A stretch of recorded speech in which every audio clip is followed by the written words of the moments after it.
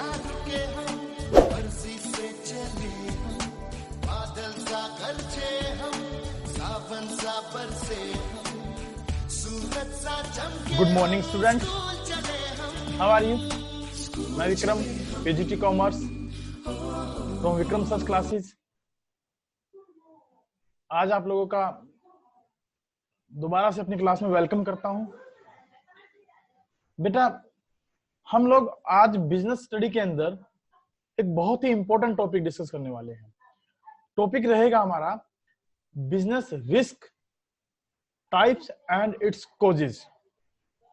Business risk होता क्या है, कैसे जो है ये बिजनेस के अंदर क्रिएट होते हैं, इसके कारण क्या क्या हो सकते हैं, ये किस नेचर का होता है, इन सब टॉपिक के बारे में पढ़ेंगे।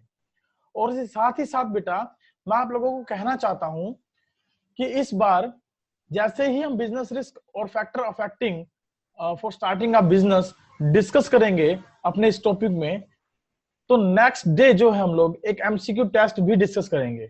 और उस एमसीक्यू टेस्ट पर बेस्ड एक ऑनलाइन टेस्ट मैं कंडक्ट करूंगा आप लोगों का, जिसके लिए आपको एक लिंक शेयर करूंगा ग्रुप के अंदर, और उस लिंक को आप अपने मोबाइल पर, पीसी पर या लैपटॉप पर ओपन करके उन क्वेश्चंस का आंसर दे सकते हैं। और आप जब उन क्वेश्चन का आंसर देंगे तो आखिरी में एक सबमिट का बटन आएगा, उस सबमिट बटन को आपको क्या करना है बेटा, प्रेस कर देना है, ताकि आपके रिस्पॉन्सेज मुझ तक पहुंच जाएं।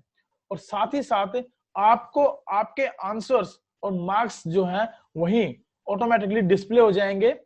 और जैसे ही आपको आपके मार्क्स मिलते हैं, you can share your marks in the group so that other students can motivate with you. They can also attempt such type of tests in the future. So let us start our today's lecture. चलिए हम start करते हैं अपना आज का lecture बेटा।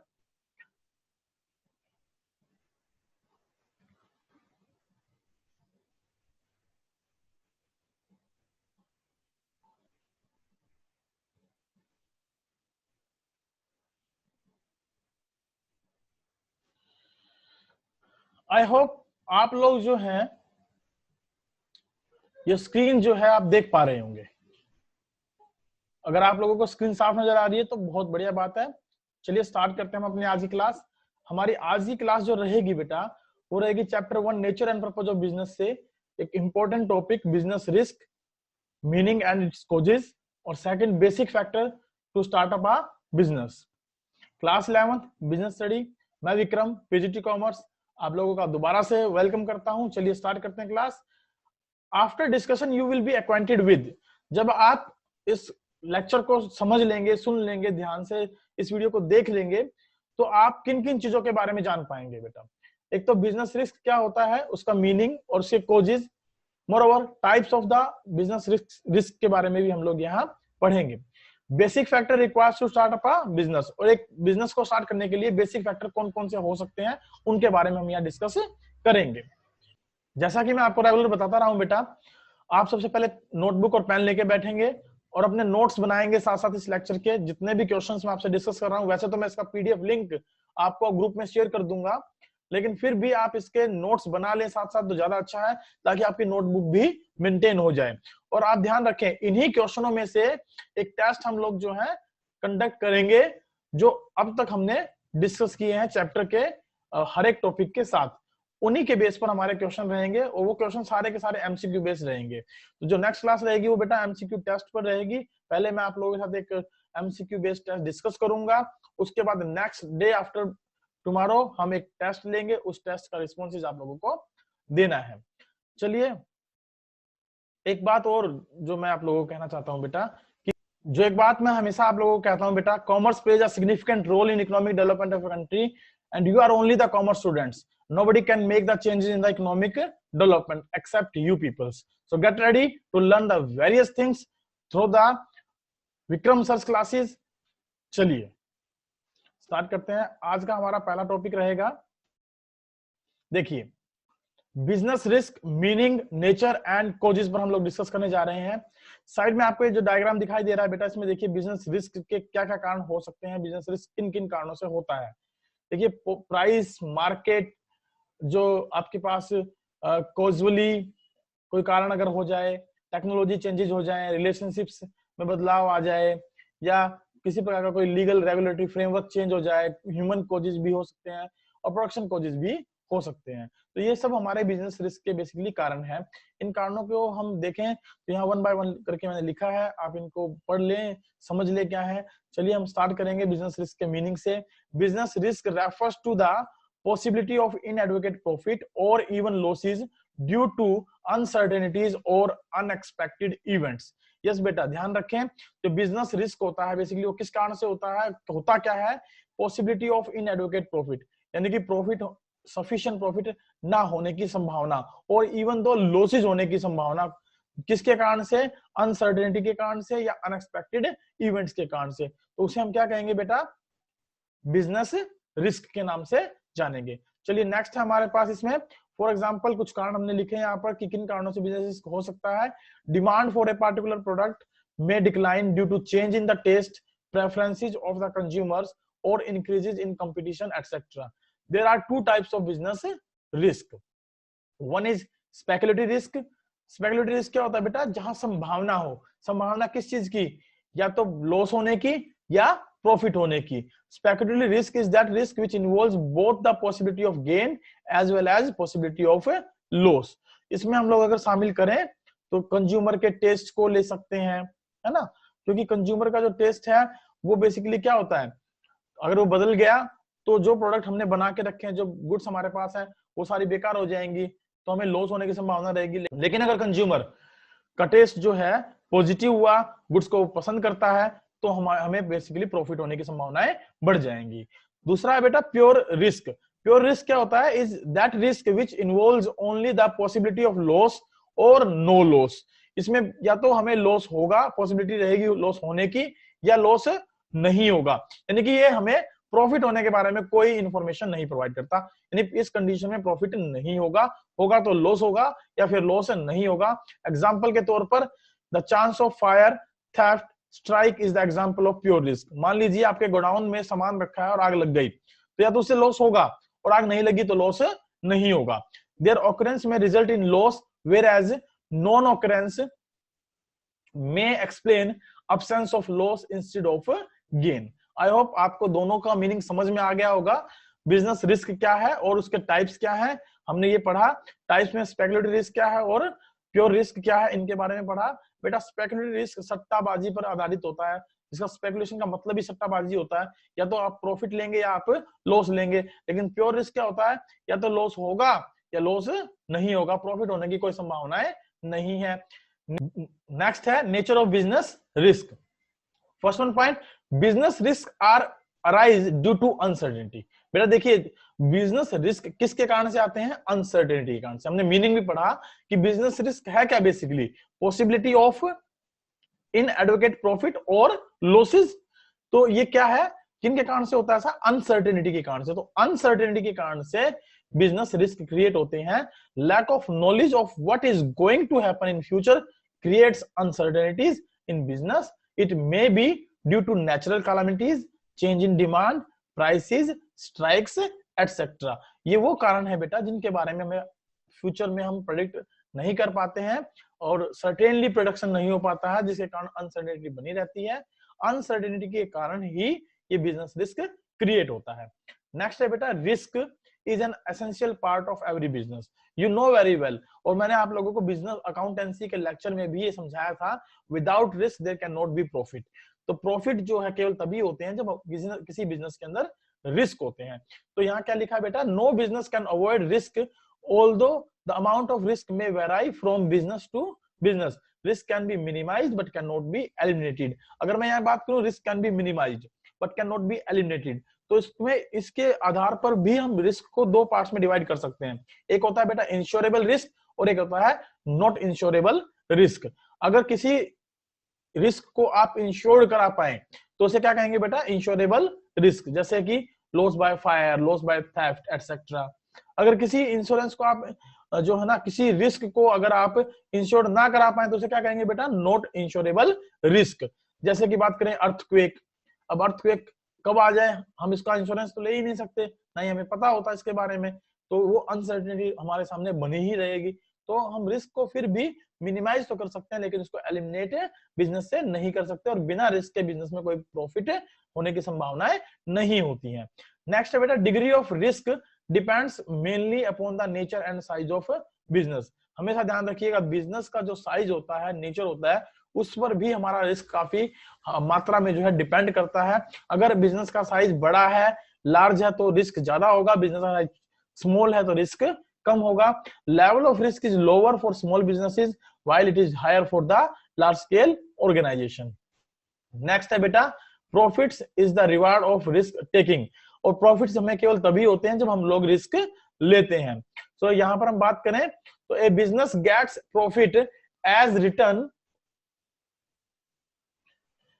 a business gets profit as return for undertaking risk. Greater the risk involved in a business, higher is the chance of profit. जितना ज्यादा हमारा रिस्क होगा उतना ज्यादा हमें प्रॉफिट होगा। ये एक बिजनेस का इंपॉर्टेंट एलिमेंट है, आप ये कह सकते हैं। चलिए नेक्स्ट हम पढ़ेंगे causes of business risk. Business risk के कोजेज क्या हैं?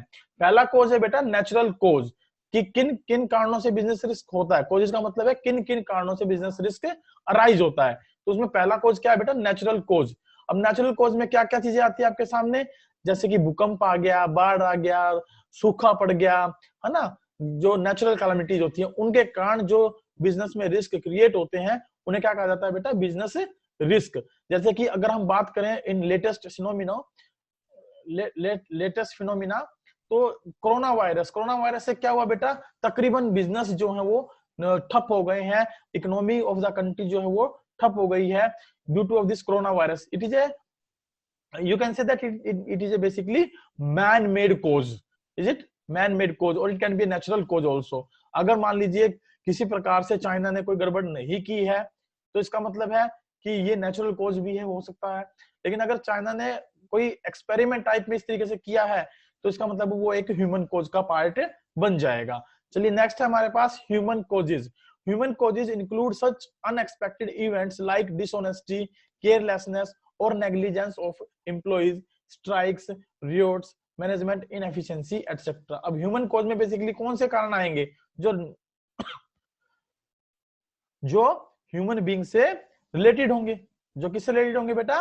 ह्यूमन बीइंग से, वही तो कारण आएंगे। तो इनमें हम लोग शामिल करते हैं जैसे dishonesty, carelessness, negligence of the employee, strike, riots, management inefficiency.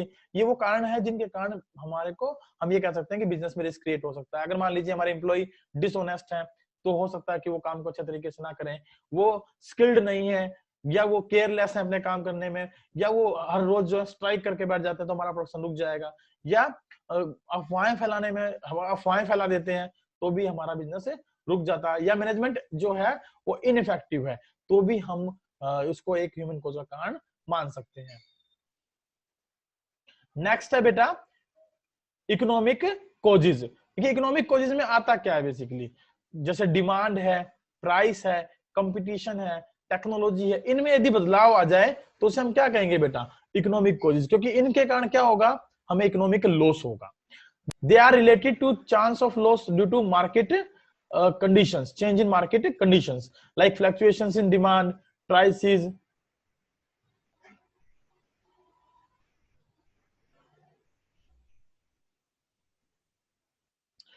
competition, change in technology, etc. चलिए नेक्स्ट चलते हैं हम लोग फिजिकल कॉजेज। अब फिजिकल कॉजेज में क्या आता है बेटा? मैकेनिकल डिफेक्ट्स और फेलियर में भी also lead to losses. For example, bursting of boiler or machine may cause death or destruction. देखिए कई बार आपने देखा होगा कि फैक्ट्री एरिया में काम करते करते मशीन जो है एकदम गर्म होकर वो फट गई, या मशीन के कारण मशीन जो है ना एकदम गर्म होकर जल गई, उसमें डैमेजेस हो गया, डिस्ट्रक्शन आ गया, वो रुक गई। तो ये क्या है? फिजिकल कॉजेज हैं। इन फिजिकल कॉजेज के कारण भी हमारा बिजनेस का प्रोडक्शन जो है वो रुक जाता है, बिजनेस की ग्रोथ जो है वो रुक जाती है। तो they are also to be considered as a part of causes of the business risk. इनके अलावा और भी बहुत सारे कॉजेज होते हैं जिनको हमने अदर कॉजेज की कैटेगरी में डाला है। These include unforeseen events like political disturbances, fluctuation in exchange rates etcetera. देखिए एक्सचेंज रेट्स क्या होती है बेटा? कि जो प्राइस ऑफ डॉलर है या प्राइस ऑफ मनी है, मार्केट में उनकी कीमतों में फ्लक्चुएशंस आ जाना। मान लीजिए अगर आपने कोई प्रोडक्ट फॉरेन से इंपोर्ट करना है और इंपोर्ट करने के वक्त आपके देखा कि डॉलर की कीमत 50 रुपए पर जो ना 50 रुपीज इंडियन रुपीज 50 पर डॉलर के हिसाब से वो पेमेंट बन रही थी, लेकिन अचानक से जो है फ्लक्चुएशंस हो गई और वो डॉलर जो है 55 रुपए या 60 रुपए पर डॉलर के हिसाब से हमें पेड करना पड़ा। तो उसके कारण हमें क्या हुआ, लॉस हुआ, मॉनेटरी लॉस हुआ, क्योंकि हमें 10 रुपए पर डॉलर एक्स्ट्रा पेड करने पड़े। तो उसके कारण से हमें जो लॉस हुआ वो भी हमारे लिए एक प्रकार से क्या क्रिएट करता है, रिस्क क्रिएट करता है, क्योंकि हमने रिस्क में पढ़ा था, दैट इज अनसर्टेनिटी और possibility of losses. Next topic हम पढ़ेंगे बेटा, for starting a business what are the basic factors, and in these basic factors we will discuss about as follows. Selecting the line of business, the first thing to be decided by the entrepreneur in the line and type of business is to be undertaken. तो कोई भी business जब start किया जाता है तो सबसे पहले बिजनेसमैन को, एंटरप्रेन्योर को देखना होता है कि वो किस प्रकार का बिजनेस स्टार्ट करना चाहता है, उसके बिजनेस का नेचर या टाइप क्या रहेगा, साइज किस प्रकार से रहेगा, और इन्हीं बातों पर हमारा डिपेंड करता है टोटली जो बिजनेस को अफेक्ट करने वाले फैक्टर्स हैं। उन फैक्टर में पहला फैक्टर बेटा हमारा क्या है, स्केल और साइज ऑफ बिजनेस। देखिए बड़ा सिंपल सा है, अगर बिजनेस का साइज बड़ा है तो डेफिनेटली हमारा जो बिजनेस रिस्क होगा वो भी बड़ा होगा, और अगर बिजनेस स्केल जो है, प्रोडक्शन ऑफ स्केल जो है वो भी लार्ज है, तो हमें उसके लिए पैसा भी ज्यादा रिक्वायर्ड होगा। तो after deciding the line of business, the businessman must decide whether he wants to set up large scale और स्मॉल स्केल बिजनेस। जब वो इस बात को डिसाइड कर ले कि लाइन ऑफ बिजनेस क्या होगी, लाइन ऑफ बिजनेस का यहाँ बेटा बेसिक मतलब है कि वो सोल प्रोप्राइटरशिप चलाना चाहता है, या वो पार्टनरशिप फर्म चलाना चाहता है, या वो ज्वाइंट कंपनी खोलना चाहता है, या वो किसी प्रकार का कोई ज्वाइंट हिंदू फैमिली बिजनेस को कैरी करना चाहता है, या वो कोई कोऑपरेटिव सोसाइटी चलाना चाहता है। इट डिपेंड्स कि लाइन ऑफ बिजनेस कौन सा है, और उसके अकॉर्डिंगली ही वो अपने बिजनेस के साइज और स्केल को डिसाइड करे। नेक्स्ट है बेटा choice of forms of business organization. अब वो फॉर्म्स ऑफ बिजनेस ऑर्गेनाइजेशन जैसे मैंने बताया कि कौन सी लाइन ऑफ बिजनेस को ऑप्ट करना चाहता है। The next decision must be taken is to finalize the form of business, that is set up a sole proprietorship, partnership और जॉइंट स्टॉक कंपनी। नेक्स्ट है बेटा location of business enterprises. Business कहां पर वो बनाएगा, कहां पर वो एस्टेब्लिश करेगा अपने बिजनेस को, उसकी लोकेशन क्या रहेगी। मोस्ट ऑफ द केसेस में लोकेशन जो है हमारे बिजनेस को बहुत ज्यादा अफेक्ट करती है। अगर मैं आपको कहूं कि आप एक बिजनेस स्टार्ट करें ऐसे एरिया में जहां पर कस्टमर्स का आवागमन नहीं है, आना जाना ही नहीं है, तो बताइए क्या बिजनेस वहां चल पाएगा? बिल्कुल नहीं चल पाएगा। तो इसलिए लोकेशन जो है एक बड़ा इंपॉर्टेंट फैक्टर है। अगर लोकेशन सही है हमारे बिजनेस की तो हमारा बिजनेस ग्रो करने के लिए अग्रसर रहेगा, वो उसमें ग्रोथ होती रहेगी। The entrepreneur has to decide the place where the enterprise will be located. Before taking this decision, he must find out a availability of raw materials, power, labor, banking and transportation. और साथ ही साथ वो location को देखने के लिए साथ में इन फैक्टरों को भी कंसीडर करके चले कि उनको ये सारी चीजें आसानी से वहां अवेलेबल हो जाएंगी। लोकेशन जैसे बिजनेस के सक्सेस के लिए इंपॉर्टेंट है, वैसे ही बिजनेस की ग्रो के लिए भी ये बड़ा इंपॉर्टेंट फैक्टर है, क्योंकि अगर उसको रॉ मटेरियल, पावर, लेबर ही सही समय पर अवेलेबल नहीं हुई तो होगा क्या, बिजनेस चल ही नहीं पाएगा, बिजनेस स्टार्ट होने से पहले ही बंद हो जाएगा। नेक्स्ट है बेटा फाइनेंशियल रिक्वायरमेंट। फाइनेंशियल रिक्वायरमेंट का मतलब होता है बेटा डे टू डे जो एक्सपेंसेस होते हैं उनको पूरा करने के लिए कैपिटल की रिक्वायरमेंट कहां से होगी, या वर्किंग कैपिटल कहां से आएगी, या फिर जो फिक्स असेट्स को खरीदने के लिए फिक्स कैपिटल कहां से आएगी। तो फाइनेंशियल रिक्वायरमेंट के बारे में भी इसको डिसीजन लेने चाहिए कि वो इनको कहां से अरेंज करेगा। The businessman must analyze the amount of capital he might require to buy fixed assets and for working capital day-to-day expenses. Proper financial planning must be done to determine the amount of funds needed. Right? तो इनके लिए उनको जरूरी है वो इन सारी चीजों को कंसीडर करके चले। नेक्स्ट है बेटा physical facility including machine, equipment, building, etc. This decision depend upon the size, scale and types of business activity he wants to carry on.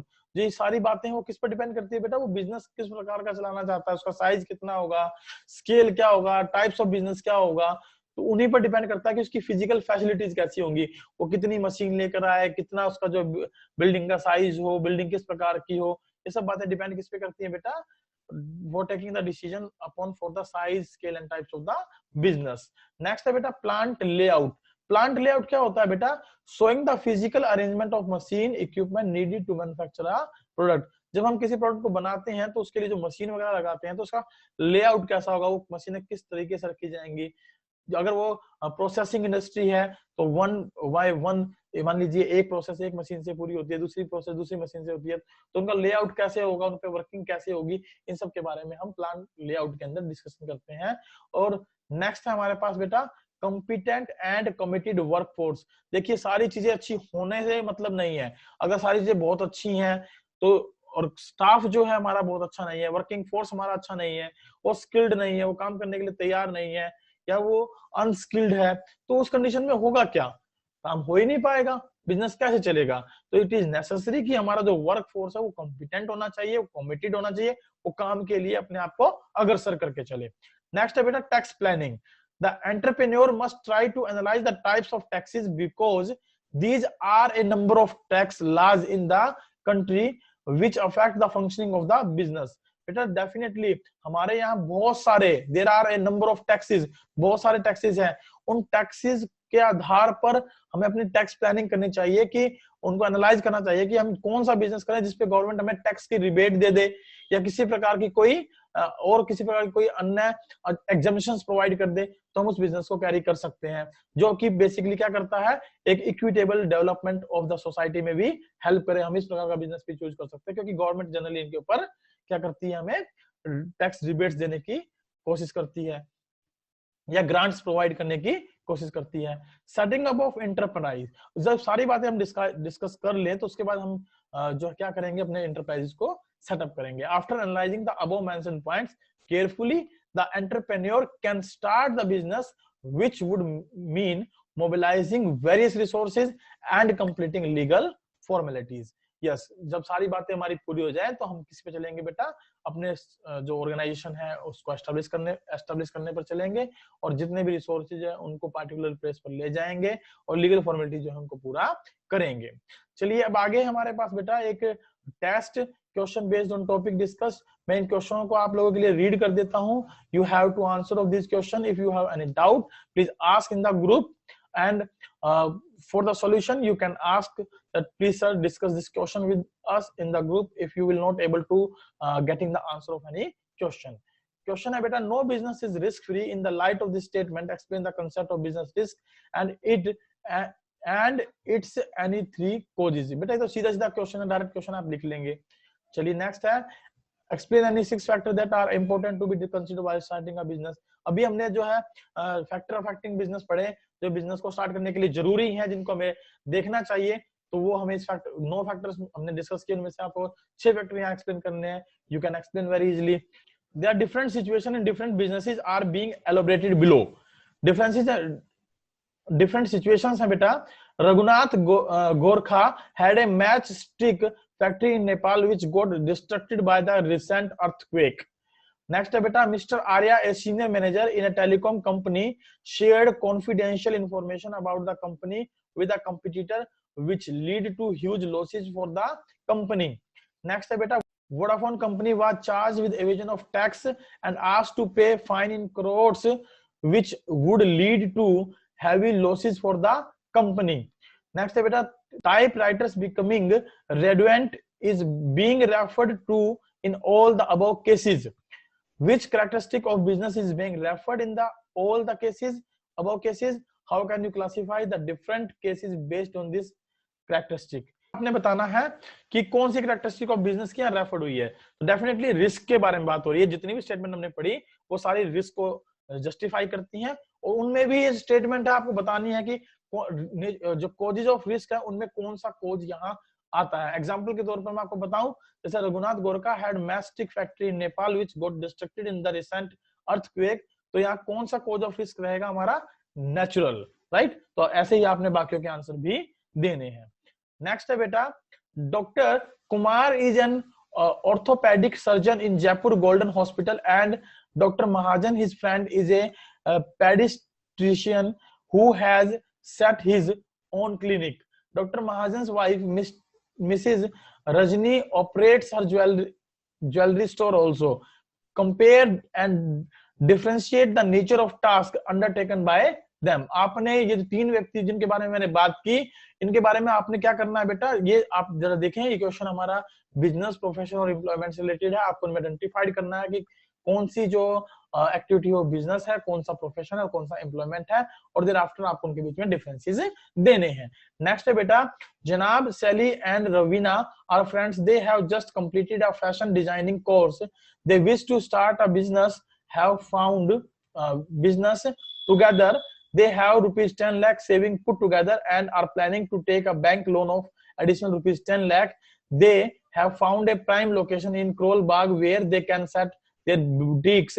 They decided that they will initially not take very big orders, and based on this information quote the lines associated with the factors affecting the decision to start a business and classify them. तो बेटा आपको इस question को ध्यान से पढ़ना है और देखना है कि जो क्वेश्चन पूछा गया है वो क्या है बेटा। Based on this information quote the lines associated with the factor affecting the decision to start a business. जो हमने ऊपर अभी फैक्टर डिस्कस किए उनमें से यहाँ कौन कौन से फैक्टर हैं जो बिजनेस को स्टार्ट करने के लिए इंपॉर्टेंट है, उनको आपने लिखना है, उन लाइनों को यहाँ से ढूंढ के लिखना है और उनका नाम बताना है कि यहाँ कौन सा फैक्टर है वो किस प्रकार की बातें डिस्कस करना चाहता है। नेक्स्ट है बेटा, Apurvi from the young age had a deep connection with the traditional Indian textile and craftsmanship. Founder and designer Apurvi Kher, who fulfilled her lifelong dream of the making a career in fashion by leaving her professional life behind and pursued a design program at the Los Angeles School of Design and Merchandising. Thus, Apurvi got maximum real world fashion exposure. With her love from these Indian fabrics and her essential of the fashion knowledge, she now intends to glorify these national treasures with her ready-made store.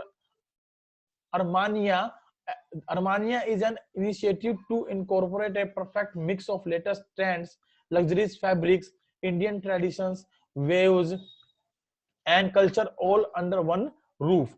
She manages the business along with 2 employees, that is salesman and a cashier. She usually takes advice from her father in case of any managerial issue. Nowadays Apurvi is facing a lot of problems as trends in the field are continuously changing. Managing businesses meaning businesses must continuously adopt the market demands. This ever changing market along with the strong competition has added to the trouble of declining sales. Furthermore, one day of Apurvi found her cashier doing some embezzlement of the cash. Identify the different causes of business risk discussed in the above case. Also quote the lines for the identified cause.